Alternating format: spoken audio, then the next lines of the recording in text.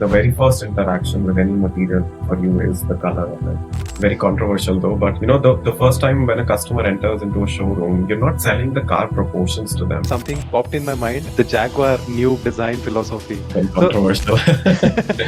Why did you decide to go for second masters? It wasn't a decision that I took like, okay, कल सुबह उठ के CCS का form भरेंगे और हो जाएगा और निकल लेंगे. There's only one college which formally actually trains you, and that is CCS when you talk about CMF as a career. Okay, this is very shocking.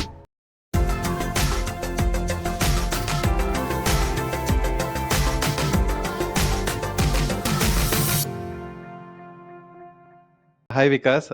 First of all, I want to tell that I am very very happy. हम बहुत time से बात कर रहे हैं. Yeah. For this podcast, we were planning for this almost I think 6-7 months हो गए हैं, and finally it is happening, and I'm very happy. And I have seen you in NID when we were together, and from there, it makes me feel really proud of your journey that you are now a CMF designer, a senior CMF designer at Aston Martin. तो बहुत सारी चीजें हो गई. We were not in touch, but ये जो बीच वाला पूरा फेज था, I'm very curious and very excited to understand and capture that entire journey. So looking forward to this conversation. I'm very happy that we are able to do this. Thank you so much. Thank you for having me, and thank you as always. Like it's very very easy to talk to you. That I know for sure. Um, just kicking off with the fact that anything we talk about in this podcast is definitely my own personal views and not representative of what Aston thinks or what Aston Martin is as a brand.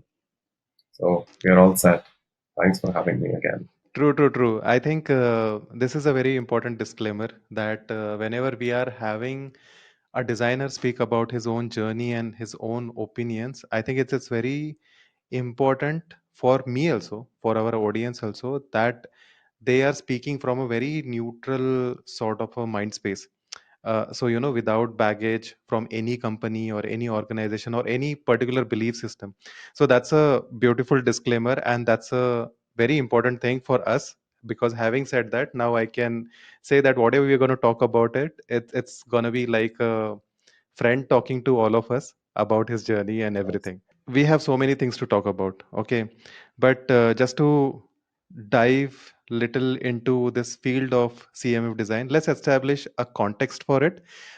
So जिन लोगों को बिल्कुल भी पता नहीं है कि CMF design क्या होता है, इसमें क्या opportunities है, can you just quickly cover और tell कि ये field क्या है, इसमें क्या क्या चीजें होती है, how is it different from regular automotive design, what people might be aware of. तो एक थोड़ा सा overview दे दो. So definitely, I think CMF, color, material, finish. I think that is the three key pillars. What everyone talks about this profession, what it is, and what is it is not actually. So when you talk about colors, you talk about materials, and you talk about finishes. So all these three are not independent, but they are codependent three pillars of the particular field that we are going to discuss about. And especially when you talk about automotive, you're talking about what exterior colors you're talking about, what color of fabric or even leather you're talking about in interiors, or even the plastics you're going to use, and metallic trims and finishes on plastics you're talking about grains on the plastic. So you're talking about these three, which are not independent from each other, but they are actually creating a unique experience for the entire vehicle altogether. So it is, and the shift that I'm seeing in the industry right now is everyone is starting to call it as a materiality instead of calling it more of a CMF materiality, because everything, it talks about everything, the material aspect of the entire car. You know what I mean? Of course, there is design process to it. Of course, there is sketching. There's creative ideation to it. It goes through that process. But when you talk about materiality, you're just encompassing everything to do with the material aspect of the vehicle.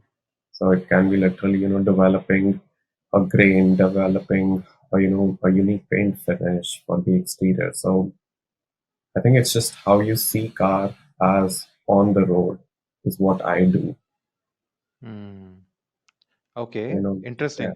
So, in this big field of automotive design, uh, where exactly CMF sits and how exactly it impacts on the day-to-day user who is going to owning that car and driving that car on a daily basis. It is very, very true to its nature in terms of the very first thing you notice in your surroundings is the color of Hmm. literally anything, even if you're sitting around a table or a chair. The True. very first thing, the very first interaction with any material for you is the color of it. And I Hmm. think that speaks volumes in terms of, any vehicle that you see on the road, you identify it from a color perspective. The first thing, Hmm. that is how you identify it. That is, oh, that is Aston Martin green going on the roads. So that Hmm. is the kind of association you start building. And when you talk about in the industry itself,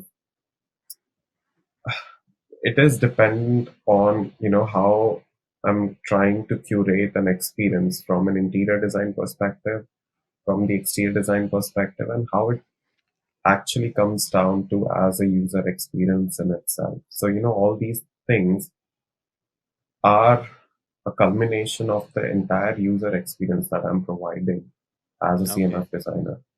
And the fact that, you're going to touch and feel everything when you sit in a car is where my profession comes into play a lot more. Like, you're touching the grains on the door trim, you're touching, those are the touch points any user will go through in their car or any vehicle for that matter. They'll be touching the Hmm. seat when they're sitting on it, they'll be touching the steering wheel, when they're driving. So those things are the first contact points or the hot points we call it, hot touch points, in fact, in the vehicle. And those are, in fact, what makes or breaks the car in itself for us as an experience. So I think those are the ones where we also struggle a lot as a designer to develop those materials because they have to go through a lot of testing, wear and tear testing, and everything. And that's when, you have to develop the material in itself where it Hmm. can pass through all those rigorous testing so that it can come to a consumer. What do you see now on the road actually? So I think it is a beautiful journey in itself, but yeah, a lot of time taking journey as well. Wow, I think that clarifies a lot of things about CMF and how CMF sort of impacts the final experience of a car. And I honestly feel that when you are looking at a car, then you will be very curious about the exterior, the proportions, and everything. But once you go to buy a car, I think that is the time CMF becomes extremely important, because Absolutely. that time person will sit inside the car. That time he will see how what kind of experience he's gonna have inside the car while driving the car. Then he will get like really realistic about the kind of color he want to own, like that car. I think that time he will start thinking that car is gonna stand right in front of his house, right in front of his office, let's say. And what kind of image or what kind of status or what kind of that message it's gonna convey about himself. So all those things, I think, when somebody's gonna buy the car, I think that time CMF becomes very, very important, I feel. That's very serious sort of responsibility, I also feel. Working for such a big brand like Aston Martin, if you are not delivering that experience which owner No, is seeking for. absolutely. I mean, that is essentially how you sell a car. Like you're selling a CMF.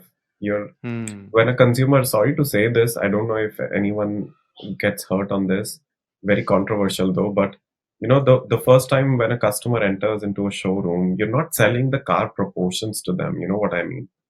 You're not Hmm. selling the interior design. You're selling, what trim levels you've got. If you add another package to the trim level, you can, get another higher trim level. You can add these exterior trims. You can add, you can have a different color with this much amount of extra money into the car. So Hmm. you're developing those kind of packages to sell the car actually. And that is where, CMF does come into play a lot of times, especially when you talk about Aston Martin. What we try to do definitely is when, you're developing a CMF of, let's say any car that is going on in the market right now, you will try to develop different kind of permutations and combinations a consumer can do with the car, to customize Mm, it, to make it their own. Like rightly you said, if it's gonna stand in front of their house, they want to get associated to it. They want to make it as personal as possible. There mm, are some customers asking for, very bespoke kind of embroidery on the car itself. So they've gone to that extent where literally they're customizing each and everything and specing each and everything in the car as per their own will. So that's, mm, I think that is what I've seen, especially in the luxury market in automotive industry. That's how they're trying to approach their customers at this point. Like, providing them as many trim options available, as many spec options available with the car. mm. Okay. Now, since we are talking about, like, since you were mentioning about all these things, and you work for Aston Martin, for some reason, something popped in my mind, and I think which has become like talk of the town in recent days. The Jaguar new brand design philosophy. That so, is very so controversial. yeah, I think nothing beats that the controversial thing they have done. But what is your honest opinion about Jaguar design philosophy? I think people have like talked a lot about the negative aspect of it. Do you see anything positive there? No, absolutely. I mean, I have to give it to them in terms of the fact that they were willing to take such a bold step. You know what I mean? Like, this was a very bold decision for the entire team or even the marketing team to put out something like that across the world that they want to do. I mean, as bad as it may sound to you, that, bad marketing is also a marketing, you know, Hmm. it is working for them. People are looking up to them. The moment the car, the concept release, everyone was online looking at them. No Hmm. one was talking about Jaguar. What, like couple of years ago, no one was talking about it. But what I think they're trying to do something there, whether it may or may not work with the customers or the brand or their loyal customers. It's a different. I think it we'll see in coming years, of course. But I think they are only few brands who were willing to take that amount of risk. Like, Hmm. you wouldn't you wouldn't expect any other brand to do it like that. You Hmm. wouldn't expect a heritage brand.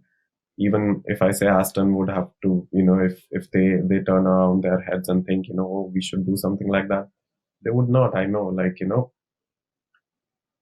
it's not a comparison, but you have to give it to them for taking such a bold step, actually. And when Hmm. you see I think there was one thing which I noticed while the renders were so saturated, and you see the actual car, the pictures of, I don't know if you've seen the actual vehicle concept, the exterior color is actually very nice. Like, it has like a very anodized finish, and it has like a dual tone finish, which is really really unique and which is really nice, I felt.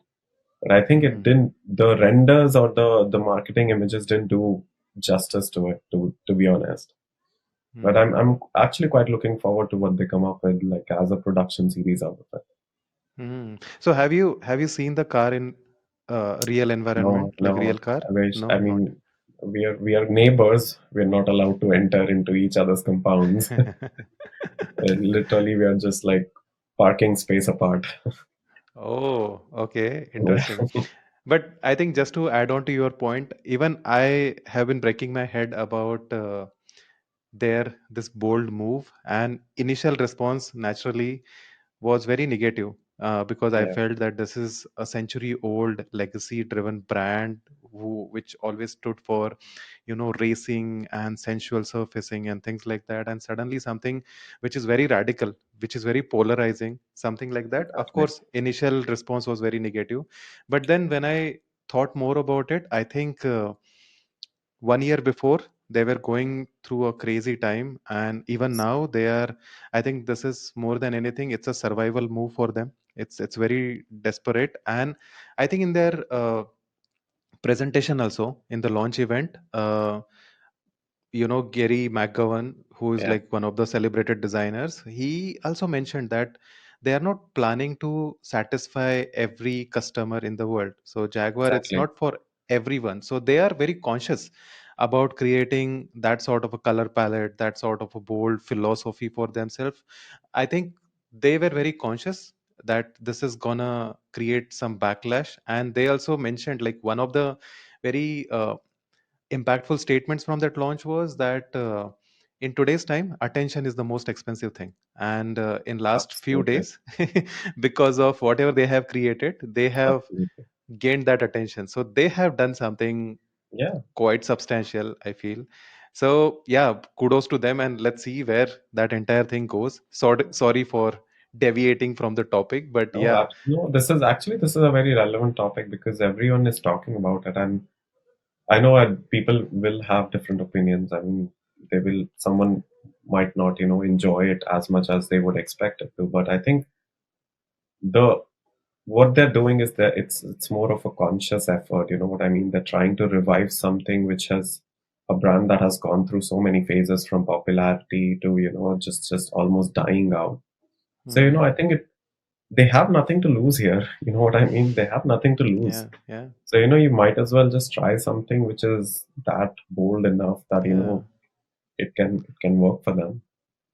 and and if you study the history, no, at least like for the last 10 years, whatever I have seen happening in the design industry, I feel that polarization, no, it always ends up working. Like initially there will be a backlash, and I'll give you a couple of examples. Okay, Cybertruck, it's one of the best examples. Absolutely. Okay, so Absolutely. when Cybertruck was launched, the entire design fraternity was like, losing their minds. Like, what is that? Like, what is that? Uh, Exactly. hideous sort of like looking car. Everybody was like saying bad things about it, but they have been a successful brand. Like I was just reading somewhere. I think they have sold more than 1 million cars till now. They're buying it. People are buying it. That's what I'm Yeah. saying. People are still buying it. But that's what I'm saying.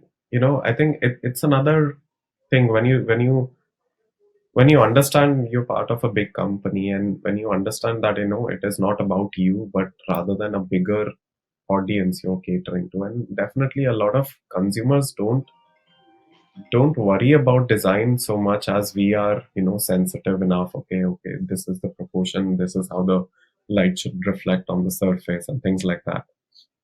A lot of people don't think like that. I mean, they're coming from a very different perspective. They just want the Cybertruck. They want to own it. They want to Yeah. be they want to be a part of that community, and they want to be, they want to feel belonged to Hmm. that kind of a, group. So I think it does work. It does. Yeah, and there are several such examples, like Apple coming up with very, ridiculous looking that camera Yeah. designs and things like that. Later, everybody copied. I have started believing this now after few years. People are just gonna come back to this moment, and they're gonna study Jaguar. Okay, fine. Whatever we felt that No, they have done absolutely. one of the worst mistakes of their entire heritage, but maybe it ended up saving their business. It might happen. So Absolutely. very very exciting thing, and very curious to see where it goes. But like you already talked about the color scheme they have. Like they have some anodized subtle sort of pink and blues and all those colors. In interiors also there were so many things happening. Did you notice something which is very exciting there also? There was a minimal approach that they were trying to go with, which I think is a no-brainer at this point. Everyone likes a minimal environment. Everyone enjoys Hmm. it, where you can see more of a focus on the passenger. I mean, that kind of an environment definitely allows a more focus on passenger, and that's how a consumer will feel very special. You know what I mean? Like Hmm. in that kind of environment, they do feel very special, and it makes you feel that it is done for you. So that kind of feeling that really helps. And the fact that they were going all sorts of whites and very very kind of neutral color scheme also does work actually. So that's what I'm Hmm. saying, like the exterior is not as polarizing as interior. Oh, really? Yeah, like I mean, interior scheme was very, very subtle for me. It was very calming experience. Uh, When you enter the vehicle from outside, you're probably assuming, oh, this is very pink and this is very blue, very poppy color, very young generation looking color. But when you enter the vehicle, I think you don't feel that kind of a shift.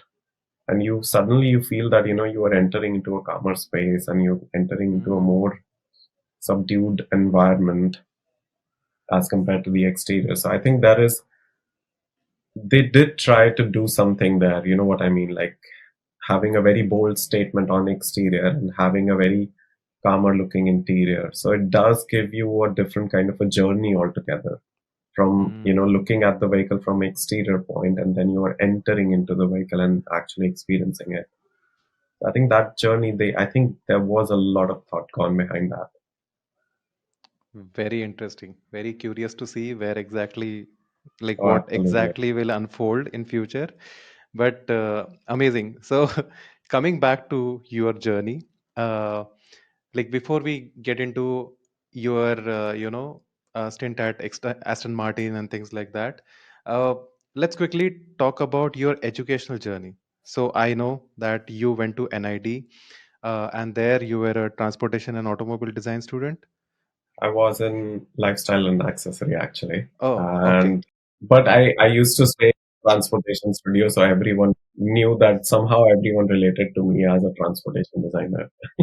Yeah, because I think the reason I did this mistake because I have seen you with transportation design students most of the Yeah, time. that was the fact that I had friends from transportation as well. I think that was another big influence on me. Like almost like the entire group was transportation students, and I was the one, and I was like literally sitting and sleeping in that studio only. Even faculties actually thought that I was a Hmm. transportation student. I think that was one of the biggest influence for me. It's a beautiful thing about NID, and I think most of the design colleges are like this only. But when you enter that particular college, I think there are no barriers within disciplines, right? Absolutely, Like you can absolutely. always go to other discipline, mingle with those students from other discipline, attend their classes. And if you are interested, because I have seen many students in recent times, like they are moving from furniture design to automobile design. Some automobile designers are going and becoming UI UX designers. So I think there is a lot of interdisciplinary things which are happening. But tell me, how was your experience at NID? Were you always clear that you wanted to pursue this sort of a career of CMF into automotive design? Absolutely not. Actually, I was very clueless when I graduated from a college in Jaipur. I did a lot Mm-hmm. of crafts. I did a lot of Okay. furniture design, product design as well. So that I think if someone would have told me at that time you're gonna end up into automotive industry, I would have like laughed at their faces, like you're joking. When I entered into NID, I think there was like a whole new world had opened up to me. Like I never knew you could do trends forecasting. I think that was one of the courses that we had in lifestyle accessory design, and that was I think my gateway into a lot of other things related to not just accessory design, but what you can do with trend forecasting. You can like literally go into footwear design, you can go into automotive design after that, you can go into product design also, taking that CMF arc with that. So I think that was like a something did click at that point, and I did enjoy the trend forecasting, the module that we had, and that was I think my journey to CMF. And of course, like having transportation design friends does help. to understand, okay, people are looking at, surfaces like that, and how an a non automotive designer is looking at a car surfaces. So even we would, go to chai or something like that, to canteen, like we would look at cars, and they would talk very, in terms of very automotive specific way, like, the Hmm. curve of this car is not, right, the bend of the surface could have been much nicer, and those things.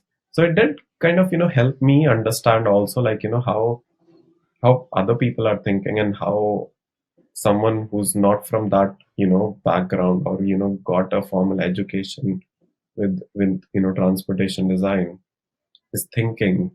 So that was, I think, another good segue to it. And of course, afterwards, I did get an internship in Tata Motors, and that was my first introduction to what CMF in automotive is. And actually, I think I Hmm. just ended up enjoying it so much. Like, that was my second graduation project. So Oh, that's really? how I enjoyed it so much. Like, I ended up doing two graduation projects. Crazy. So once you understood that, okay, CMF is something you want to pursue, uh, how did you, pursue that? Like, how did you build on that experience? Like, once you, yeah, you had lifestyle accessory design experience, you had some experience with Tata Motors, which was very focused on car CMF design. Then how did you capitalize on that to get your first sort of a industry uh, employment or a job, let's say, as a CMF designer? I think I mean, definitely having doing an internship does help you, of course. And I was under Tata Motors, so it was a brand in itself, and it Hmm. was a known brand. It wasn't like a lesser known brand. So it did give me some sort of validation on my resume. Okay, that I have gone through that experience. Definitely, there were some struggles to it. Like, I was learning the process, because you're not taught CMF design in schools yet. Like, there is not a formal education for CMF design. Hmm. But having said that, like, that did help me understand what, you know potential employers might be looking into someone's portfolio, like what all things that they might be looking for, or, a better and or enhanced understanding of at least color, material, finish in any project, that would help you, at least clear out those doors, or clear out, just enter those doors to even talk to potential employers at that point. And what happened during when I was going through the internship, I did start reevaluating my portfolio in itself. So I was giving more focus on colors. I was giving more focus on material and finishes as well in any of the Hmm. project I had done in my portfolio. So it was also like, how you fine tune your portfolio, and then how you start approaching to people. Okay, they might be interested into this kind of portfolio, or every brand is looking something different, right? Like, it is not a template that you can just, pass on to every employer, I think. And I was very fortunate enough to, get my first employment with Maruti, actually, Maruti Suzuki, back in Gurgaon. And there I was actually, that was my gateway to actual industry, and I was dealing with the project, like, which was ongoing project. So that helped me understand, okay, this is an ongoing thing. And your whatever you've learned in your internship, NID, anything in the past, you're applying those things in the actual, you know, phase of it, of the employment. So that, I think that was a very beautiful journey for me at that time. Like, it did make me realize, okay, what are the things I need to improve? What are the things I can learn more in this profession to improve my skill and update it? Because I think a lot of CMF designers do learn while they are on the job. Hmm.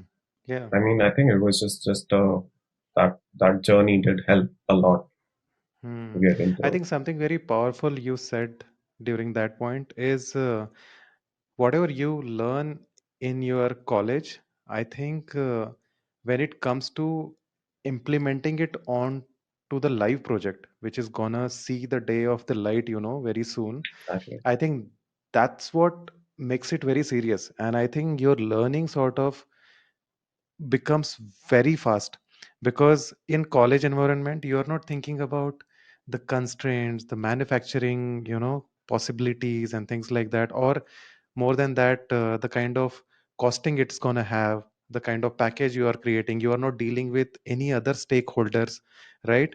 So when you are in the industry, when you are getting the burn of that, that check of the reality, okay, मतलब कितना भी हो जाए 100 रुपए के ऊपर खर्च नहीं कर सकते, and Exactly. Then I think it becomes more challenging, right? तब शायद आपकी Absolutely. क्रिएटिविटी सबसे ज्यादा काम आती है कि अभी 100 रुपए में 1000 रुपए का एक्सपीरियंस कैसे देना है, and Exactly.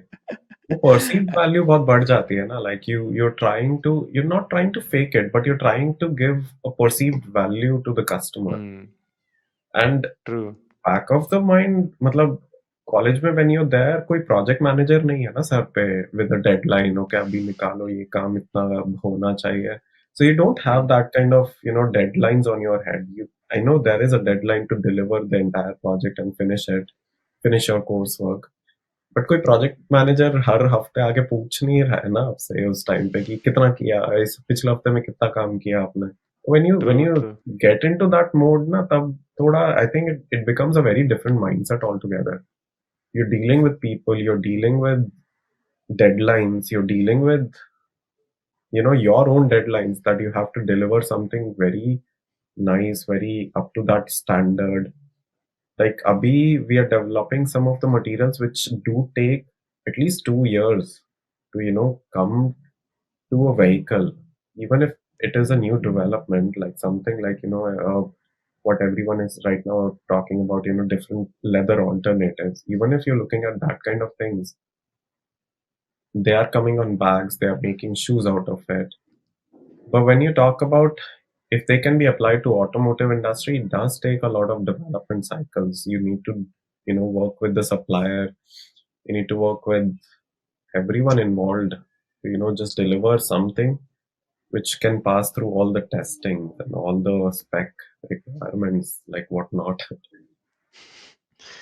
crazy. I'm pretty sure that you will, like, you had a amazing experience at Maruti Suzuki and dealing with, with live projects and things like that. So I'm very curious now that you were already doing good for yourself as a CMF designer.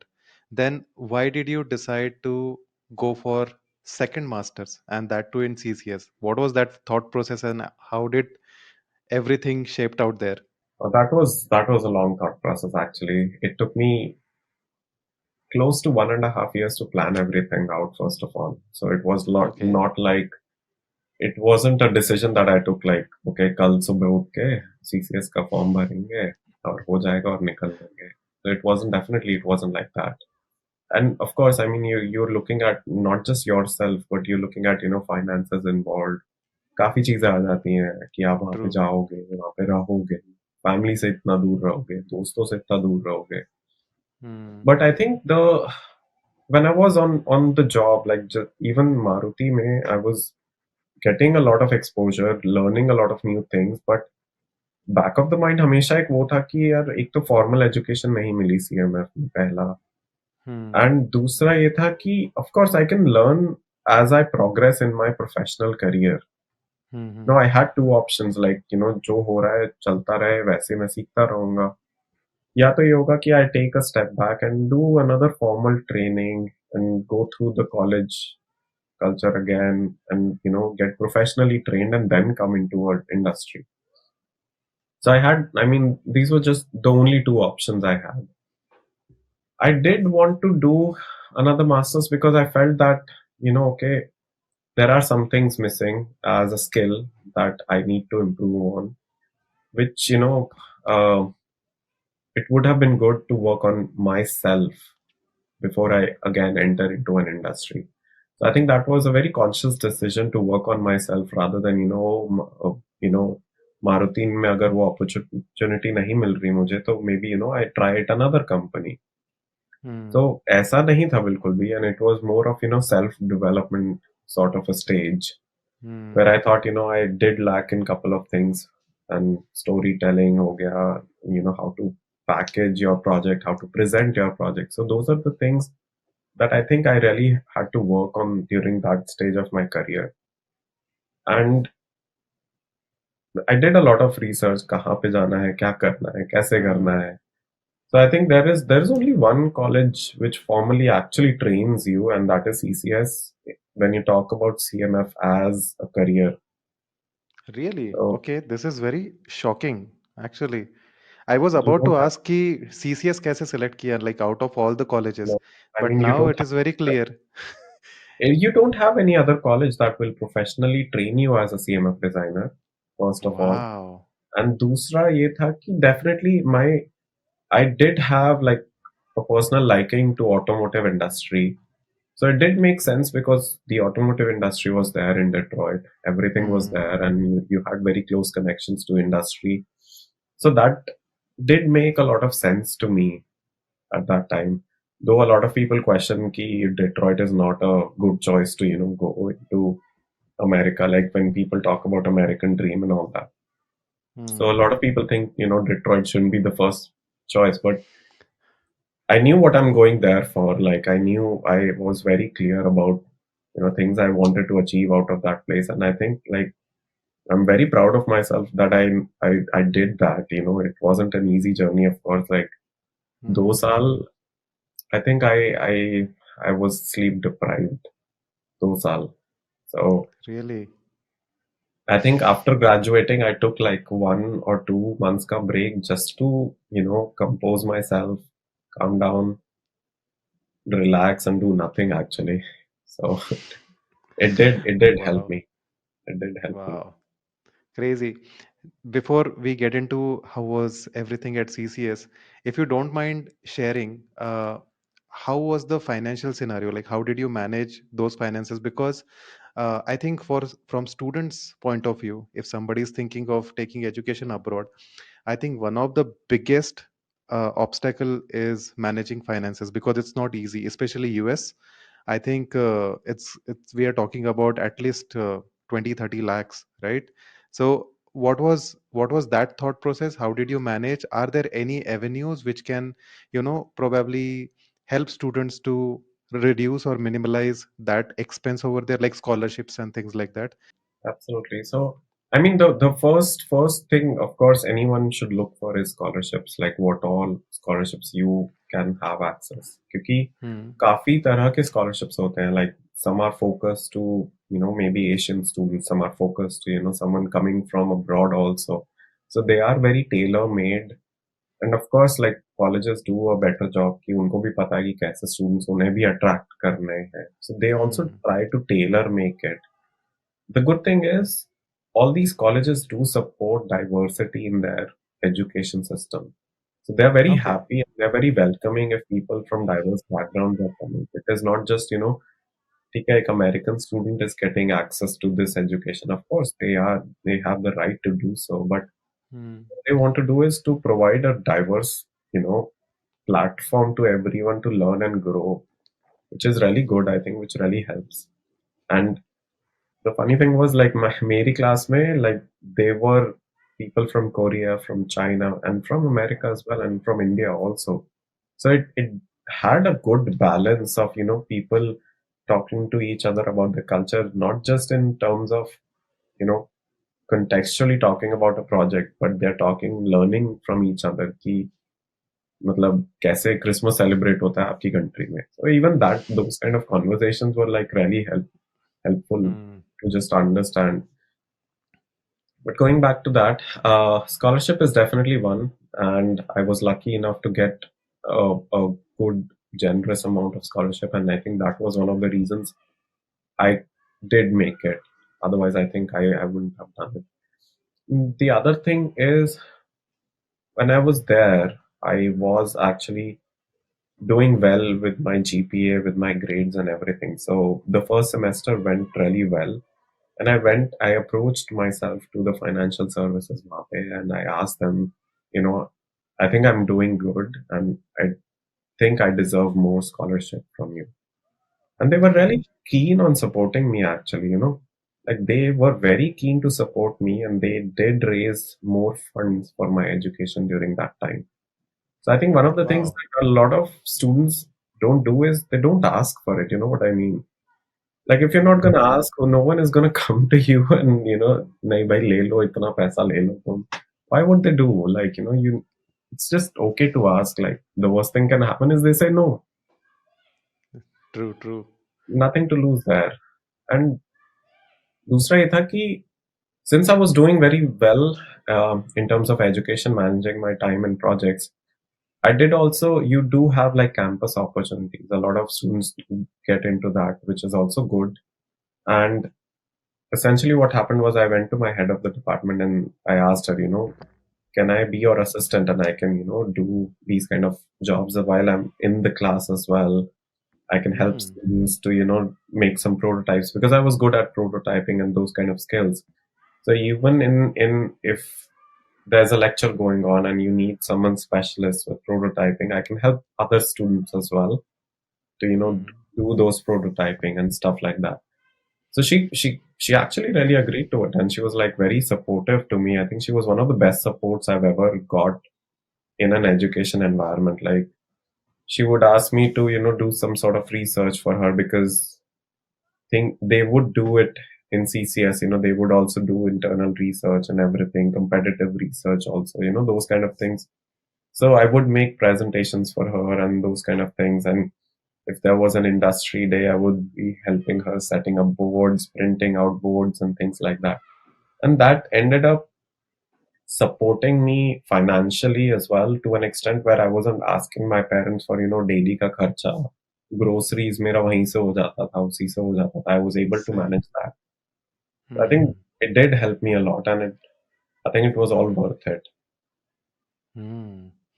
Actually, it just reminded me कि मतलब मेरा convocation दिसंबर में हुआ था and my joining in Honda that was my first job it was in March so I had like 2-3 months with me uh, where I could have just decided to go home and do nothing or spend like really good family time and all.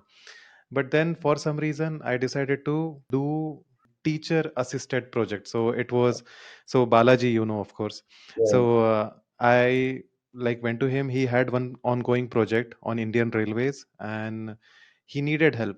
I went, we talked, and those 2 months working on that project with him, I think it not only helped me earn some more money, but I think that gave me different sort of perspective about designing. Like till then I was just only working on products like cars and motorcycles, but this was the first time I was dealing with railways, like railways, the drivers, cockpit design and things right. like that. So I think it gives, it opens up your mind, it gives new Absolutely. experience. And as you said, it was like it was a good experience. You ended up getting a good mentor, and Absolutely. then you certainly would have gained some pocket money where you No, that wouldn't that have to ask. counts. Absolutely. So I think but one very beautiful thing I noticed is that you not only saw the opportunities, but you also went and asked for opportunities. I think that is very important takeaway from here. क्योंकि मतलब मैं भी ना काफ़ी introvert type का इंसान हूँ और कॉलेज में मतलब देयर पता नहीं for some reason I used to be very you know inside my mind I will have thoughts कि अच्छा मुझे ये स्कॉलरशिप मिल सकती है, मुझे ये प्रोजेक्ट मिल सकता है, but I would never go and ask that person कि अरे मैं कर सकता हूँ क्या? आई विल ऑलवेज वेट कि सामने से कोई मुझे ऐसे थाली में सजा के दे देगा, वैसा कभी होता नहीं है। I I Yeah, and I learned it hard way after so many years. But मुझे लगता है कि you need to ask, you need to spot absolutely. opportunities and then you need to ask. And as you said, the worst thing can happen is they will say no. That's it. Yeah, So there is there's nothing to nothing to lose. lose. Absolutely. Absolutely. Yeah. So very important takeaway. Amazing. So that's how you managed finances. And now that you had this educational experience of NID, then you had some experience with Maruti Suzuki, and then going to CCS in a American environment where you can say that it's a developed country, and when it comes to car design, probably it's more developed infrastructure and better awareness around design. How did that entire thing helped you when you compare it with Indian scenario? How was everything over there? What were the positives and negative points of getting education in CCS? One of the most important things was that I did learn to ask for the opportunity. Like that was one of the things I didn't learn while I was at NID. I was always a shy person. Like, okay, I mean, I know what I'm doing. Hardworking as well. I knew those things about myself, but I never knew that, okay, I can unlock those things just by asking some things, by asking an Hmm. opportunity. I think that was one of the mindset changes that happened definitely. And when you talk about education, the the biggest emphasis they lay on education is how do you present yourself and the project. So I think those were one of the biggest things that happened with me because I was not good at presenting my work. I would work hard. I would, work hard late in the night and I deem that kaam such as a kam kiya. But when you're not able to present it to the world, like, you're not just able to, have them like let them see the journey that you went through. I think it becomes very not useless, but sometimes it becomes very draining. Like it becomes mentally and creatively, it becomes very draining when you're not able to approach someone and passionately talk about something what you've gone through in a very interesting way. So it is about storytelling, it is about how you present the work. And that is one of the biggest switches that happened in my portfolio from there to CCS actually, when I was talking to people, because an average person has a very less attention span. You know what I mean? So if you're not able to grab that attention, if you're not able to take advantage of that time span, it becomes very difficult for a viewer to be interested in your project. Like, why would they be Hmm. interested? What is in there for them? I know you work very passionately. You've done all the due diligence. You've done everything you could. But when you're not able to present it to the world in terms of what your design journey is, and you're not packaging it well enough that someone will be interested, like a very just to give you an example, you never read a portfolio, right? Hmm.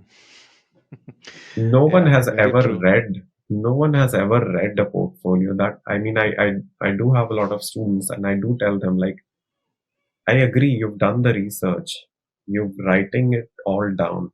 No one has the patience to go through it. Hmm. They're looking at I mean, as designers, we are very visual people, right? Like you're looking at visuals, you're all constantly simulated by visuals only. Hmm. So if you're not grabbing that attention, like it becomes very difficult to brand yourself. Like that is another thing that I want to talk about here.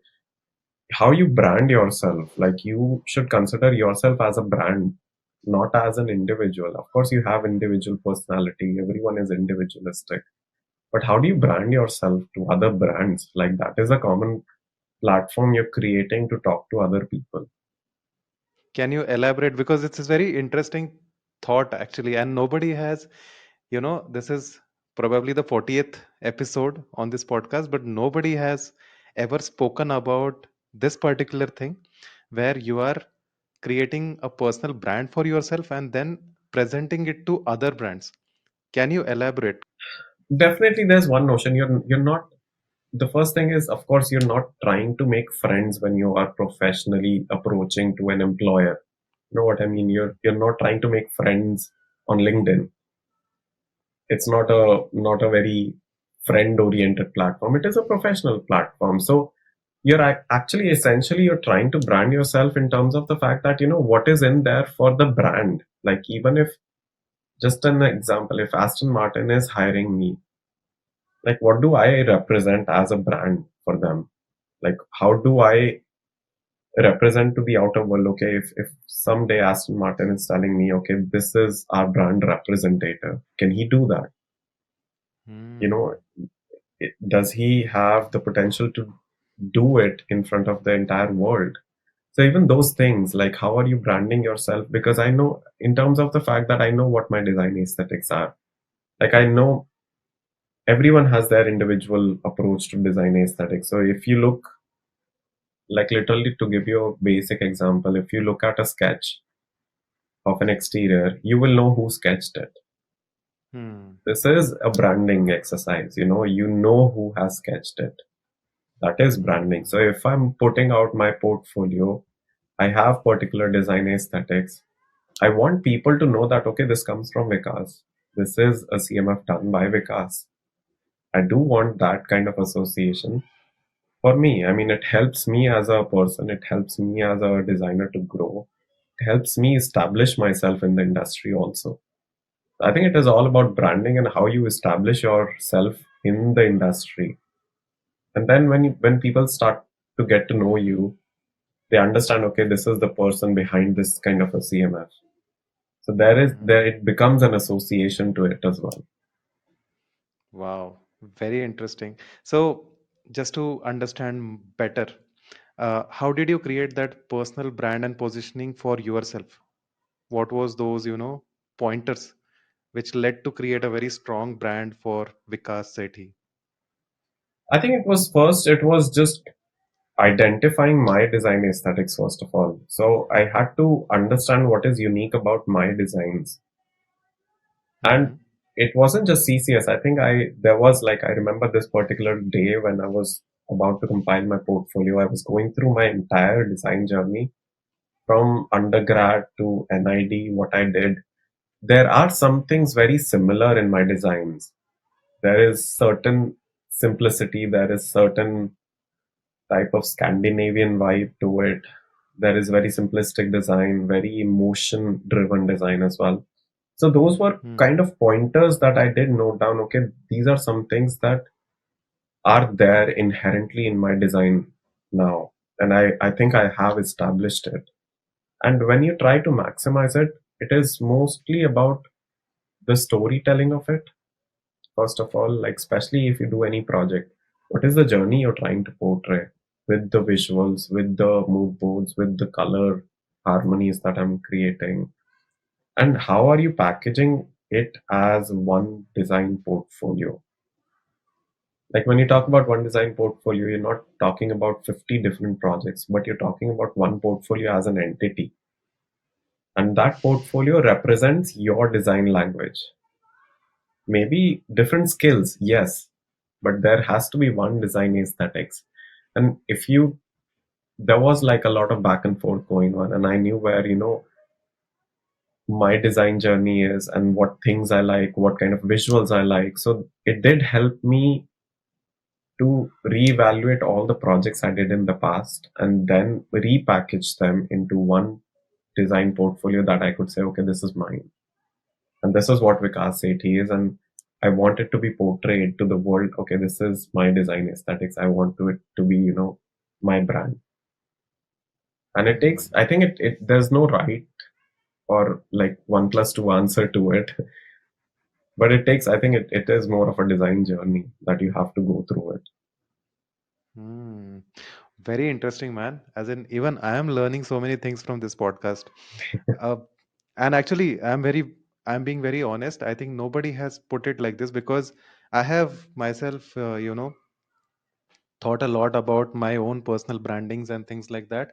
But then creating your personal brand through your own aesthetics or through your own style of working, I think that is something which is very unique coming out of this podcast. So I'm very, it's very thought provoking. So I'm gonna let that thought, remain in my mind. And also I would love to understand from students and audience, whoever is watching this, put it in the comment section and tell us, like, have you ever thought like this before or not?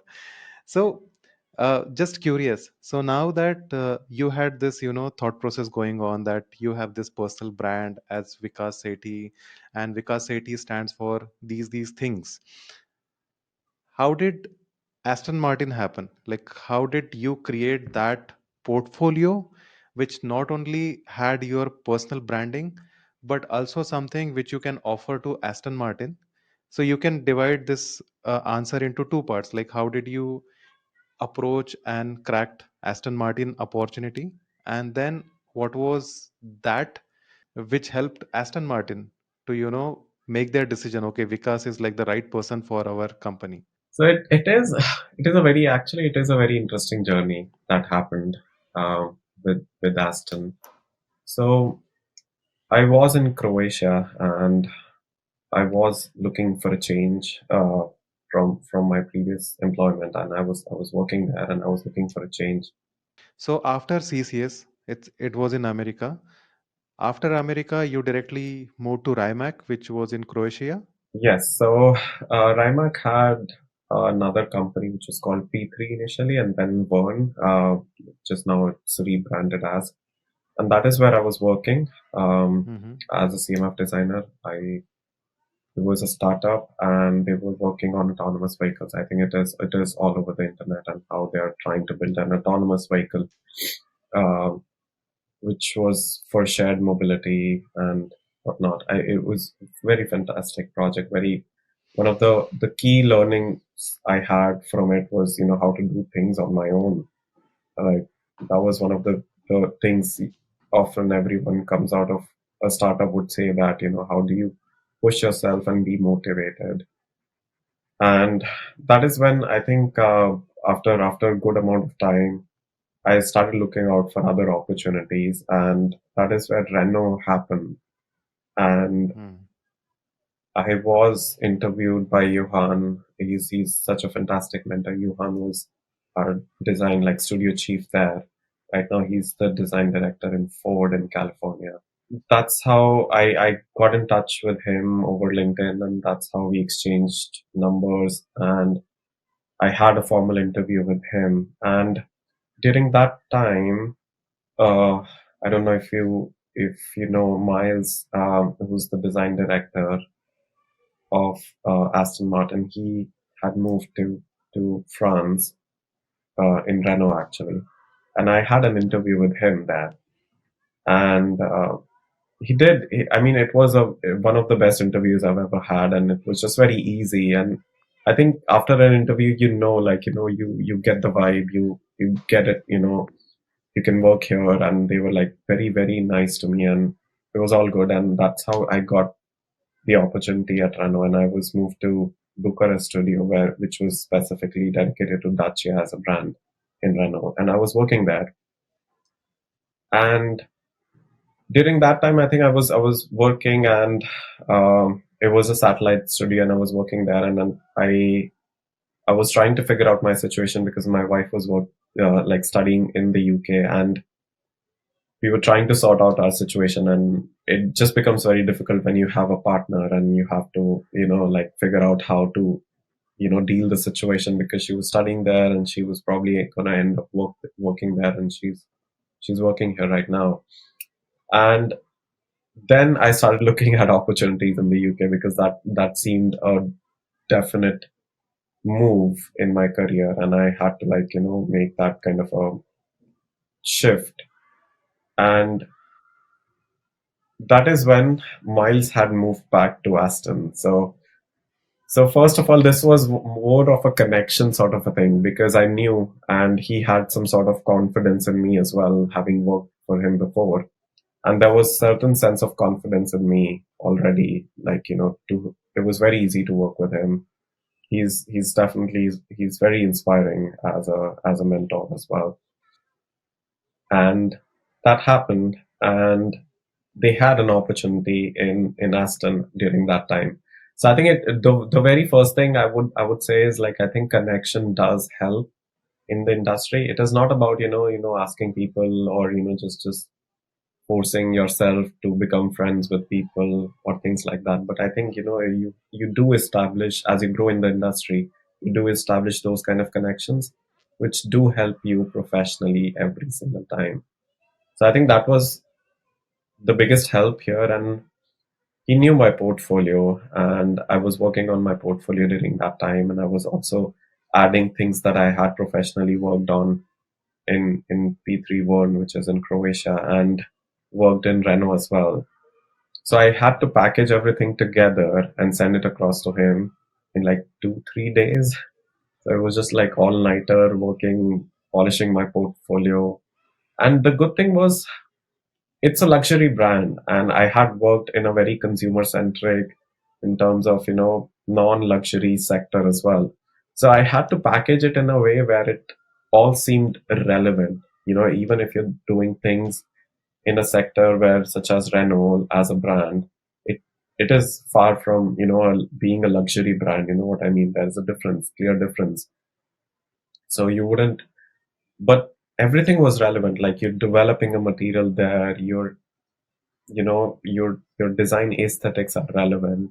So all those things were a carry forward for me in portfolio, and I had to add that and repackage in a way where it seemed more relevant, not necessarily very Aston like, but all those skills, all those design aesthetics seemed very relevant to Aston as well.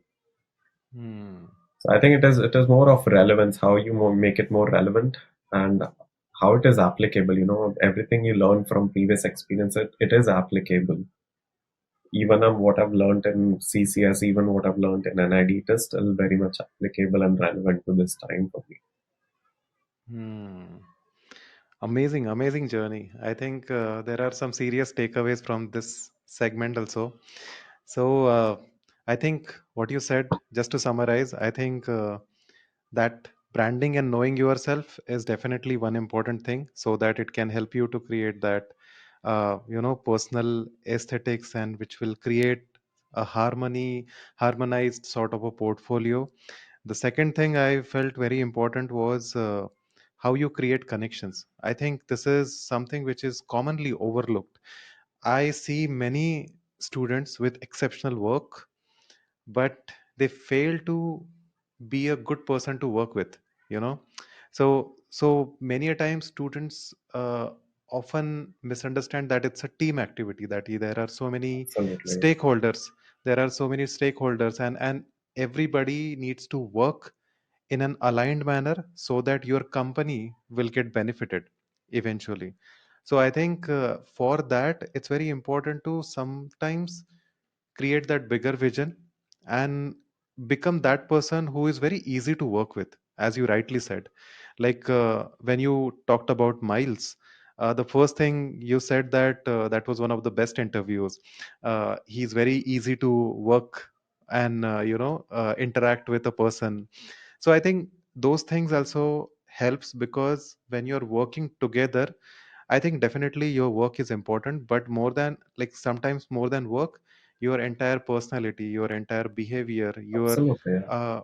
uh, all those things are also very important. And many students end up doing things in interviews which give this message that you might not be the easy person to deal with, and even though their work is good, they end up missing on that opportunity. So I think you highlighted that very interesting point here. So I just summarized it so that everyone listening to this podcast will understand and take this important message through your story. No, absolutely. I mean, I think it is not about you pleasing everyone. You don't have to be a people pleaser. Hmm. And the sooner you realize it is not about you, the bigger mission is the brand. That is the Hmm. mothership of the all. Everyone is working towards one goal, which is set by the company, and that is what you're working towards. And the sooner you realize it, the better and easier it becomes as well for you. And there will Hmm. be crazy deadlines. There will be people too difficult to work with as well. I mean, I'm not gonna say, like, there are people, of course, and you will face them in the industry as you move across and you go along. But that shouldn't affect you. Like, that shouldn't affect the quality of your output. That shouldn't affect what you are capable of. You know what I mean? Like, you are Hmm. capable of everything in the world, but something or someone shouldn't affect you delivering that kind of output, Amazing, Vikas. This is going like a crazy conversation, and I don't want to stop it, but we have limited time. So for let's sure. jump into the final segment of this podcast. And this is the first time we are going to introduce this. So we are going to cover some student questions. So recently, I had asked our audience, there's a very talented CMF designer who is going to be there on the podcast. What are the kind of things you would like to learn from him or understand from him? So there are few questions. These are like shortlisted questions because there were so many questions.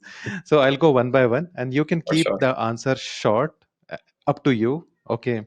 So Sure. first question is, in this very chaotic world of designers, not chaotic but crowded world of designers, how to get noticed? I think the best thing you can get noticed is from your work. I mean, the work will speak louder than words everywhere you go. Hmm. And once you establish that, I think the world becomes a lot more easier in terms of, Hmm. you you talking to potential recruiters, you talking to potential managers who might be interested in your work. So I think the best crackdown is what you stand for yourself as a brand that we did discuss. Like when you've done your branding, when you've done your portfolio, and it is to a benchmark level, because I think we live in a stage where you can benchmark your portfolio as well. You don't have to live in a bubble. Okay, मैंने इतना काम किया, ये तो बहुत अच्छा लग रहा है, मुझे अच्छा लग रहा है ना. You Hmm. know, like how are other people perceiving it? Like you need to understand like how.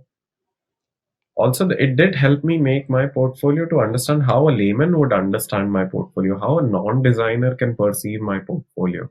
Because a lot of Hmm. times, a lot of HR people are going through your portfolio as well. So it does help to strike a conversation. They might not understand the design process, but do you have something in your portfolio that can strike a conversation with an HR or with an engineer? So, Hmm. those kind of things, how you branding yourself and how well placed your portfolio is in terms of, you can do like a initial research on Behance, how other people are doing it, how they are getting the jobs. If someone is already in the industry, how is their portfolio? That should be a benchmark. Hmm. So those kind of things does help to improve, the finer things in the portfolio.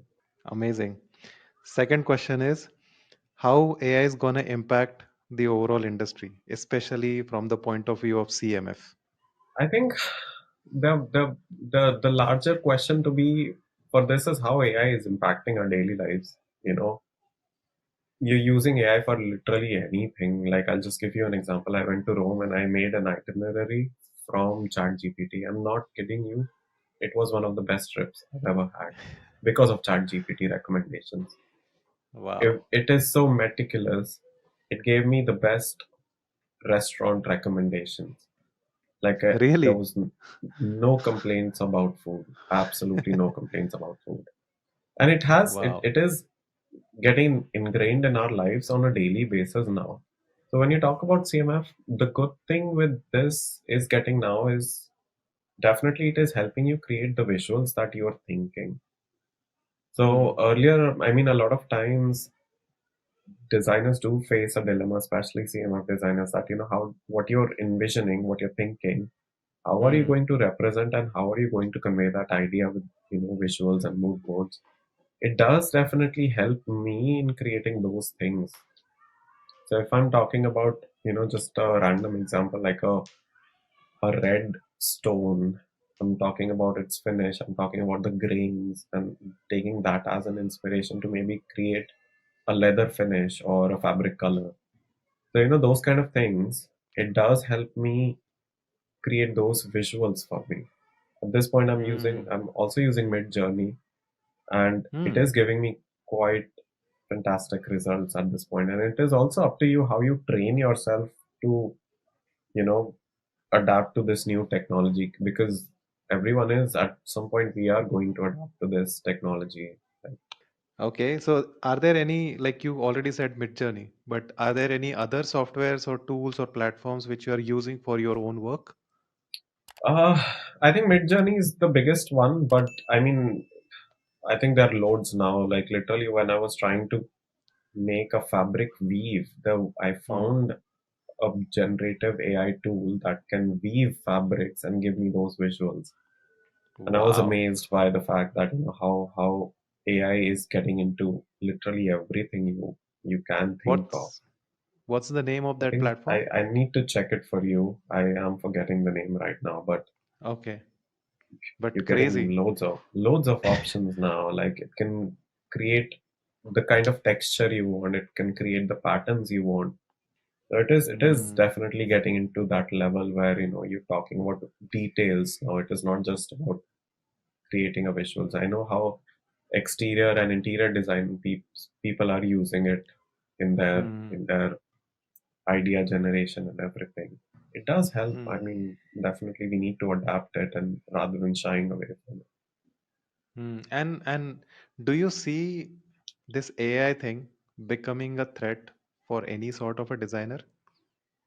I think it is definitely not a threat. I mean, when when Photoshop came into the industry, everyone was like, "Oh shit, हमारी job चली जाएगी." But now you're at a level where you cannot imagine an exterior, interior, or a automotive designer without a Photoshop skill. Hmm. Actually, एकदम ही perfect example दिया है. Photoshop, I think, because I had just entered NID 2011 में, और तब most of the designers used to rely on alcohol markers, and there Yeah, was this shift happening. Like people were understanding importance of Photoshop, but then old school people, they were reluctant for that, and then there was always this debate: Photoshop is gonna kill the jobs and things like that. And I think today, more than anything, it has just become one of the skills to have for a designer, right? absolutely, absolutely, So I think AI is just gonna play out like that. There should not be absolutely. any reason to be worried about their employments being stolen or things like that, you Yeah, know? exactly. Like change is difficult. Like kabhi bhi Hmm. change is always difficult. Like what Hmm. Jaguar is doing is difficult for a lot of people. So change is always going to be difficult. Like how you embrace it and how you adapt it towards it, like Hmm. it's up to you, and that makes or breaks it. You know. Hmm. Perfect. Another powerful, impactful statement. Change is difficult for sure. Okay. The third question is, what is the process of CMF, and how do you bridge ongoing trends to the brand philosophies and create beautiful outputs in the end? I think the notion of the CMF process is very design process oriented. So it is the design process in its core. Like whatever you do as a design process is definitely applied to CMF. So there's nothing different about it. The only difference you would find is definitely larger emphasis on color, material, finish, grain, graphic. There are Mm-hmm. several pluses to it depending on what brand you are working with, if you're developing a vehicle in terms of two-wheeler, four-wheeler. So the pluses depends on that. The good thing about trends is, I mean, it is ever evolving, it is ever changing. So as a CMF designer, this becomes very inherent to you that you're following those trends, whatever is happening outside. Like literally, if I'm scrolling through an Instagram reel, I will find something interesting, and we as a designer would be very curious to share it with our people. Like I have like a team chat group, उस पे हम लोग share करते रहते हैं कितनी चीजें. अरे, this is something happening very new and this seems very relevant to us. So Hmm. you develop that kind of mentality, and when you bringing it to life, of course there is a lot of process driven process है ये पूरा. It goes through like marketing, what marketing is expecting out of you, कि अच्छा इतनी demand आ रही है, हमारे पिछले vehicles में ये सक्सेसफुल था. So you also need to add those things and consider those things in mind, because oftentimes as a designer मैं स्टूडियो में बैठ के बना रहा हूँ अच्छा move board, but I don't know what a consumer is thinking outside बैठ के Hmm. वहां पे जब कार खरीद रहे हो. So, there are people who are actually interfacing with them. And, the sooner you start building those friendly relation within the industry, कि हाँ अच्छा इंजीनियर को अगर मैं ऐसा कुछ बना के दे रहा हूँ तो वो मेरे को बोलेगा कि भाई ये नहीं हो सकता. So, Hmm. those kind of things, understand people, how what they're expecting. There is always an understanding of the expectations, what people might be expecting out of you. वो चीज है, but at the end of it the vehicle needs to sell. ठीक That है, is true. Main M क्या है? Hmm. Vehicle बेचना है आपको कुछ भी करके, so you have to make it appealing, you have to make it beautiful enough कि it does appeal to an audience, does appeal to Hmm. Someone who is curious to buy. अगर कोई है, मतलब कोई कंज्यूमर है, वो McLaren और Aston के बीच में कंफ्यूज्ड है कि कौन सी खरीदेगा, तो I have to keep up with what McLaren is also doing as a competitor. Hmm. So all these things feed into what my final output is. So it has to be appealing enough कि भाई सामने वाला खरीद ले बस किसी भी तरह. I think it's just to summarize, I think it's a combination of market awareness, consumer expectations, and understanding what your company brand stands for. Combining Absolutely, everything, I think whatever will be the output, I think that goes through absolutely, and that creates wonders for the company. Okay, so absolutely. the next question is uh, as a non design student, what can be a roadmap to become a professional CMF designer? I mean, don't think it as a roadmap. ना मतलब पहले तो you just start exploring. I think it is just more like exploring in the field first of all. I think what, at least from coming from personal uh, side, it did definitely help me as an intern to understand, okay, what is this? What am I getting into? Hmm. To give you another example, what happened was, I knew that I always loved automotive somehow, but I wasn't sure. Even मैं CCS में गया, मेरे 100% मेरे को surety नहीं थी, and Oh, I really? did wanted to have an opportunity to try something different. So I ended up doing an internship in Kohler. Kohler was the bathroom fitting company, and Hmm. they were doing CMF with interiors and products and everything. So I wanted to try out that ki acha, would I like it more, or would I still want to stick it to automotive? So definitely, like, those kind of smaller experiences does shape your career journey. So Hmm. does help definitely. And there are a lot of online courses now, online books hai CMF pe. That is a good starting point for you to understand, okay, what CMF is, because a lot of times CMF is very fantasized कि हम बस एक नोटबोर्ड बनाते हैं, उसमें से 4 colour निकाले, उसको Hmm. एक्सटीरियर पे लगा दिया, that is the job of a CMF designer. I think it is way way beyond that. Of course there is a Hmm. Creative process to it, what you enjoy, it is मजा आता है वो करने में, of course, but it is not easy. Of course it is not easy. It is way beyond that, way beyond that. Hmm. That is the smallest bit you see outside is that actually of a CMF Hmm. designer कि एक mood board बना रहे हैं, उससे हम materials निकाल रहे हैं, कलर्स निकाल रहे हैं.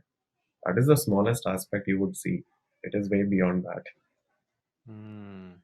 I think rather than roadmap, I think what you are suggesting is to get your hands-on experience, Absolutely, understand just if it explore. is just explore, understand if it is an enjoyable process for you, and do you want to do it for rest of Yeah, your life. I think that is a good way to start. Okay, the next question. This is coming from my own side. What are the common myths and misconceptions around CMF design? I think one of the biggest I feel right now is that a lot of times people do tend to reduce the job description to creating a mood board and creating a color board out of a CMF profession. Hmm. It is definitely a part of it. There's no hiding in it, because that is one of the process you can show online. ठीक है, वही world को दिख रहा है. Even if I'm Hmm. putting a project out, there will be a mood board, there will be initial research, हम trends भी research करते हैं, there is a lot of design research that happens. And then you're talking about material development, मतलब एक material को develop करने में from a start to end, where it can be actually fit, when it is fit to be applied in a car, it can range between 2 to 3 years. Hmm. So it involves, आप supplier के साथ develop कर रहे हो उसको पूरा. There's a journey you're going with the suppliers, and it is not Hmm. something in the company itself. You're you're relying on external suppliers. So how are you talking to them? And those are things which I think often go unnoticed sometimes. कि भाई नहीं है इतना. And recently, definitely, CMF has gained a popularity because a lot of companies are putting pressure on CMF in terms of getting the output and getting more choices out. So it is not Hmm. at the end कि एक car बन गई एक colour में निकाल दी वो नहीं हो पाता है. So how are you Hmm. giving more options to a customer? And that is where CMF is playing the major role. कि अगर मैंने Hmm. ये ट्रिम लगा दिया तो कितना अग्रेसिव हो रही है कार या कितना लग्जूरियस की साइड जा रही है. So I am also judging on that two scales. How to make a car more luxurious और how to make it more aggressive more sporty. तो वो सारी चीजों पे भी we are focusing on that like catering to a lot of options और a lot of choices for a customer. And Hmm. definitely, I mean, there is a design process to it which you love. I mean, as a designer, that is what you are in for, right? Be an exterior designer, be an interior designer, or a CMF. Design process Hmm. remains the same throughout. Like, कुछ भी Yeah. करो आप. Correct. So I I think that think foundation remains same, absolutely, no matter what absolutely, kind of design you do. I think that absolutely, core understanding of arriving at a problem statement and then understanding consumer market expectations and then delivering what is the need of the hour so that your final consumer will get satisfied and he will buy your own product. I think absolutely. that foundation remains same. Yeah, and you're not working alone in the industry, right? Like you're working Hmm. with a marketing guy, you're working closely with an Yeah. engineer. Engineer को नहीं समझ में आ रहा है आप क्या बोल रहे हो, आपको नहीं समझ में आ रहा है engineer क्या बोल रहा है. So you're also facing Hmm. those kind of things in your daily lives. I think that is one of the biggest misconceptions when it comes to students and all because उनको लगता है कि जैसे वो कॉलेज में काम कर रहे हैं अकेले बैठ के या अपने बेस्ट फ्रेंड के नहीं, साथ बैठ मतलब के मस्त बिल्कुल स्केचेस भी बना रहे हैं फुल फैंटेसी वर्ल्ड क्रिएट कर रहे हैं एंड आई थिंक इंडस्ट्री में completely different scenario है like you are absolutely yeah. you are stuck with lot of constraints costing marketing people sales people so many presentations so many No, उस case you में know you're not the hero of the film, right? As soon as you yeah realize it, the better for yeah you. correct yeah amazing man so because we were talking about misconceptions and all I also feel and we were talking about this that often students jump into this career of designing automotive design cmf design and all because they feel that it's all glamorous like because you see all these fancy visuals like beautiful people sitting in a very flamboyant, very elite sort of environment, sketching something, and they enter and then they have a reality check. Do you feel it's still a misconception? What do you want to say about that? I mean definitely वो जो glamorisation है वो है. I mean it is a field of probably people talk about glamour. I mean, sort of associated with fashion industry at times. It is not a bad thing. I mean, there is a definite Hmm. association there. There is a glamour involved in terms of what a lot of blood and sweat goes behind that glamour. ठीक है uh, मतलब अगर आपको सामने एक अच्छा render या एक अच्छी सुंदर लुकिंग कार दिख रही है there is a lot of things that have gone behind it and it is not just a hmm. CMF designer also. There's so You're many. working with a Hmm. paint technician. जो science behind paint है वो आपको नहीं पता है. Like double coat मारना है triple coat मारना है हो जाएगा Hmm. इसमें. इसमें फ्लिप कितना आ रहा है फ्लॉप कितना आ रहा है कौन से कलर का आ रहा है. So you're thinking like a technician. You're probably thinking like a person who's also doesn't have a design background. How they are thinking Hmm. and how they're perceiving it. So like, because अब ऐसा नहीं है कि मैंने क्या किया एक mood board बनाया उसमें चार कलर निकाले और चार कलर की एस्टन की गाड़ी निकाल दी. ऐसा तो कभी नहीं होगा ना. इतना सिंपल तो नहीं हो सकता है. And Aston is a thing of beauty, like you're talking about it. And there is one very true statement we talk about at Aston is कि no one designs Aston in one day or alone. Hmm. ठीक है, I mean there is like a one big wall of people names on it. जितना मतलब it is a legacy brand, so they have named everyone who's contributed to that brand. So you're Hmm. talking about, everyone coming in together, so many minds coming in together, working for one single product. It is a process in itself. So I think more sensitization to the process is going to reduce that, जो glamour का misconception है, and more awareness essentially. Amazing, amazing, Vikas. This has been one of the best conversations on this channel.